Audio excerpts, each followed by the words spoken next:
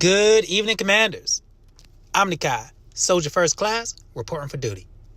All right, today we're going to go through APOC2 once again. We're going to see what happens week by week, see if I can improve, changing gear, seeing what happens. This week, something did change. It is Lucius, A5, baby.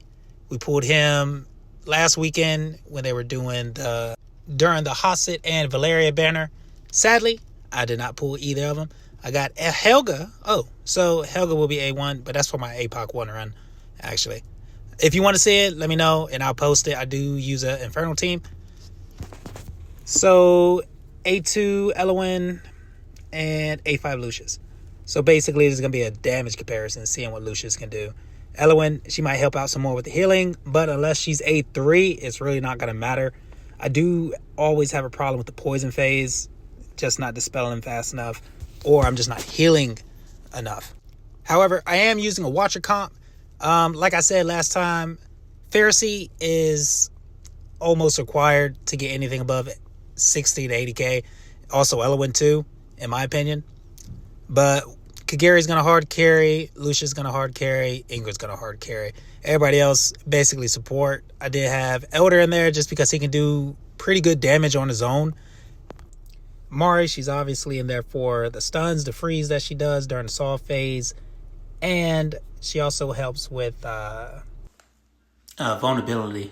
Volker, I could use her as an attacker, but she's actually going to be my tank during this. Constance, she's just there for the heals, building her with high attack, give nice inspiration to everybody. Volker, she has, I think, at least 80k or higher HP, just because she will be targeted. She also applies damage vulnerability during her ultimate. Let's see. Carnelian, obviously, she's in there to keep everybody alive when the boss does ridiculous amounts of damage and tries to one-shot everybody. Same thing with Pharisee. That's basically why they're there. So just try to time those out during, like, the most important parts. It's like either the Saw or his Earth Shatter or the in-between poison phase where they do, like, the laser. It always scares me whenever they start, doing the one-shot attacks, because it's hard to time, right? So I normally just try to time it right before they do it, like when there's just a little bit of the bar left before he uses his, I guess it would be his ultimate, like during that phase, right? So this run's not completely optimized, but I don't think I can make it any better, not without like additional units, because Kigiri, in a perfect world, I would time Kigiri's ultimate and Lucius, which is hard to time, with Constance. That way they get the inspiration buff. Lucius, he's a great unit. It's just, how do I say? His ult is just not reliable sometimes. Actually, I'll take that back. He's great. I love that dude. But I just can't use him in GVG. I think that's really the main issue. I do use him in GVG, but he's not the best in GVG because of his ultimate. You bait his ultimate, he never entered into his demonic embrace, and it just kind of goes downhill. But yeah, if they could fix that at least during in GVG, he just keeps going into his demonic embrace, then it's great. I wonder if there's demon soldiers that apply like a debuff or something, because then Lucius could kind of come in clutch too. But that's way out in the woods. All right, coming up on 80k right now. So we are almost into the phase where we got beat last time when we did APOC2. All right. So once we heal this up, if we can get through the Saw phase, I think that's where I died last time. Either the Saw phase or beginning of the poison phase. So if we get through that, then we can just, stack up more points and improve our run. I'm hoping to get 120,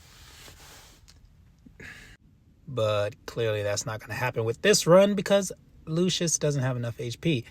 So that's another thing that we need to discuss. HP in APOC2 is very important. At least 30k. I think I put Lucius at 27, so now I'm definitely agreeing with I need at least 30k HP and at least anywhere between 15 to 17k attack for my DPS units.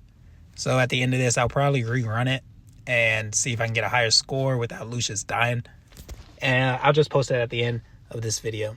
But as I was saying, so I want to get at least 120 to help out the guild I'm in, and Eternal Oath. Ethetial Oath? Eternal Oath? I call it EO. But, so, Eternal Oath. If you want to look it up, if you're real strong, come and apply, because we are looking for members to take down guild boss too. We do have some very strong members. They're just really lacking gear. They just have to do more gear runs. And that is underrated in this game. I think a lot of people just expect the heroes to carry them, but you have to farm gear. Like, almost, anywhere from 300 to 500 runs. Like, at least every 1 to 2 days. I think I do it like every day I do probably 300 to 500 runs. Oh, man. Okay. So, I'm going to redo this. Look at that. Dang! A5 Kigiri, keeping up with Ingrad. Okay, cool. A0 Kigiri, A5 Lucius, keeping up with Ingrad. And then we got A0 Kigiri. I wish I stuck with my plan and I would have got him. All right, so I'm gonna go ahead and redo it, and here we go. I'll plug it in right here. So, yeah, so we're at over 100K. We was at 101K. So we're just going to see what the very end. I already know, but I'm just showing it here to see what you can get. HP is important, 30K HP. DPS, try to get anywhere from 15. If you can't get 17, then 15 we just have to do, right? So 17K, 30K HP. And push, at least for me. So that will at least keep you alive if you have the right units, the support units to keep you alive. You know what I mean?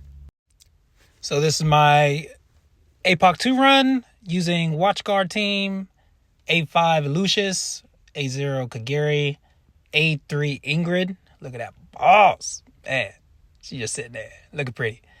I love her. But this is also why I was thinking maybe I'll use my free Lego on Elwyn. Could I push to 120 if I did that? I'm not sure. I don't know if Torador at this point would be a good option for me, because I just have to really get through one more phase. And if I can't survive the poison phase, then what's the point of having Torador, right? Because I can't even push it. I can't get past this phase. Got to get past this phase first and then work on the next phase. That's kind of how I view the game. So, see what happens next week. Hopefully I get lucky this weekend. Lord Phineas is coming, which is crazy, man. That dude is strong as heck. He might be the unit I need. Either him or Sun Wukong. All right. See you later, guys. Bye.